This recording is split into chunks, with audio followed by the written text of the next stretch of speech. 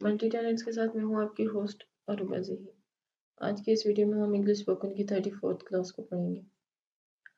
आज की वीडियो में हमारा जो डिस्कशन का टॉपिक है वो है क्लास। आज की इस वीडियो में हम पढ़ेंगे कि क्लास क्या होता है। लास्ट टाइम हमने वीडियो में देखा था कि फ्रेज क्या होता है एंड वर्ड क्या होता है। आज की इस वीडियो में हम देखेंगे क्लास क्या होता है। लास्ट वीडियो में मैंने जो है ना क्लास के बारे में थोड़ी सी डिस्कशन आपके साथ की थी, मतलब वर्ड क्लास का यूज़ किया था। आज हम इसकी पूरी डिटेल देखेंगे क्लास एक्चुअली में होता क्या है।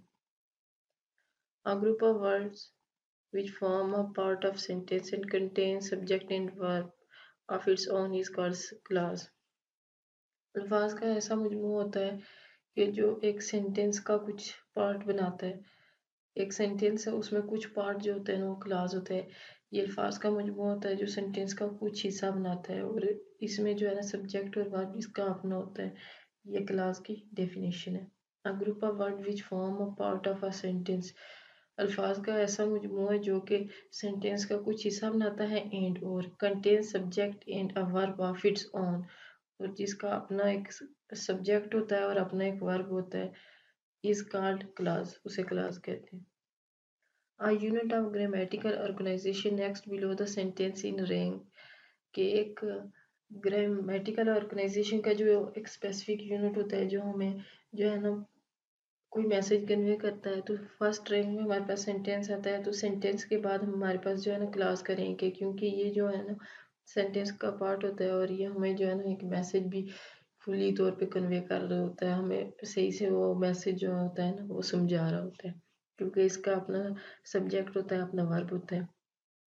Any traditional grammar said to consist of a subject and predicate, और ट्रेडिशन जो रवायती हमारी कोई ग्रामर है तो वो ये कहती है कि ये इसमें जो है ना सब्जेक्ट और प्रेडिकेट होते हैं। इस वजह से ये हमें जो है ना फुल मीनिंग देती है किसी भी बात की। क्लास की ओल्ड ग्रामर जो है हमारी रवायती ग्रामर है उसमें ये कहा जाता है कि इस क्लास जो होता है ना वो सब्जेक्ट और प्रेडिकेट के ऊपर डिपेंड करता है, इनके ऊपर कंसिस्ट करता है। There are three kinds of clause. अब हम देखेंगे क्लास की कौन कौन सी आगे तीन टाइप्स हैं और क्या होती है क्लास की।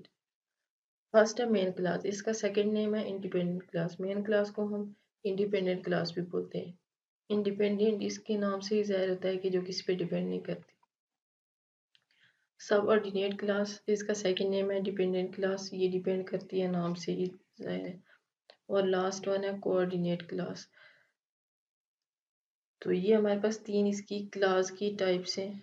अब हम वन बाय वन इनके बारे में पढ़ेंगे कि ये क्या होती है। मेन क्लास के बारे में सबसे पढ़ेंगे कि वो क्या होती है। मेन क्लास का सेकंड जो आपको मैंने इसका नाम बताया वो है independent class. An independent class express the complete thought and it can work along as a sentence. एक इंडिपेंडेंट क्लास ऐसी क्लास होती है कि जो कंप्लीट मीनिंग अपना कन्वे कर देती है और ये अकेले एक सेंटेंस के तौर पर भी स्टैंड कर सकती है। N independent class express the complete thought. एक इंडिपेंडेंट क्लास जो होती है ना कोई भी ख्याल कोई भी मैसेज जो होता है ना वो पूरी तरह से हमें एक्सप्रेस करके बताती है, वाज़ह करके बताती है। And it can work alone as a sentence, और ये अकेले एक सेंटेंस के तौर पर भी काम करती है। मेन क्लास के बारे में एन इंडिपेंडेंट क्लास और मेन क्लास, इंडिपेंडेंट क्लास भी कह सकते हैं। Main clause is a clause that can stand by itself, जो वो खड़ी हो सकती है। Also known as simple sentence, जिसको हम सिंपल सेंटेंस भी कह सकते हैं।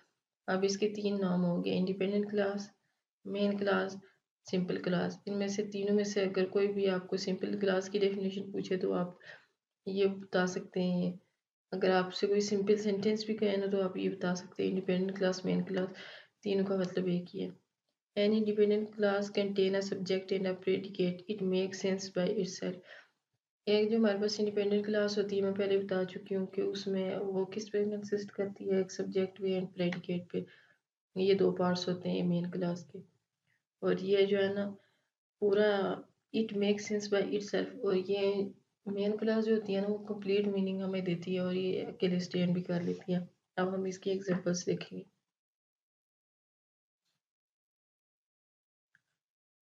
Ali writes poetry when he is sad. अब ये हमारे पास ये पूरा एक कंप्लीट सेंटेंस है। एली राइट्स पोइट्री, ये हमारे पास क्या है क्लास। Ali writes poetry. अगर व्हेन ही ये सैड ना भी लिखे तो हमें ये कंप्लीट मीनिंग जो है ना दे रहा है। अगर आप इसको जो है ना व्हेन ही इज सैड, अगर आपको ये ना बिल्कुल भी लिखे तो अली राइट्स पोइट्री, तो ये हमारे पास कंप्लीट मीनिंग दे रहा है। राइट्स इसमें क्या है, वर्ब, सॉरी ये आ लिखा हुआ है अली, यहाँ पे आई की मिस्टेक है। तो अली क्या है, सब्जेक्ट है, राइट्स वर्ब है। देखिए इसका जो है ना अपना वर्ब है और अपना सब्जेक्ट है, इसीलिए ये क्लास है। तो ये पूरा सेंटेंस ना भी लिखे तो हमें ये आता है कि अगर बोला जाए अली राइट्स पोएट्री तो ये मेन क्लास है, क्योंकि ये अकेले स्टैंड कर सकती है और कंप्लीट मीनिंग देती है हमें। Lion roars when it's a prayer, lion roar शेर दहाड़ता है जब वो अपने शिकार को, प्रे शिकार को बोलते हैं, शिकार को देखता है। तो लायन रोर्स अगर हम कहें ना तो तब ये हमें कंप्लीट मीनिंग देता है। आगे when it sees a prey, ये ना भी कहें तो कोई नहीं है। ये सेंटेंस में जो लायन रोज ये पार्ट जो है ना वो क्लास है, मेन क्लास है। He has a car and a motor bike, he has a car अगर आप कहें तो ये भी जो है ना हमारे पास कंप्लीट मीनिंग यहाँ तक देता है। अगर ये आगे वाला सेंटेंस ना भी हो तो ये हमें कंप्लीट मीनिंग देता है।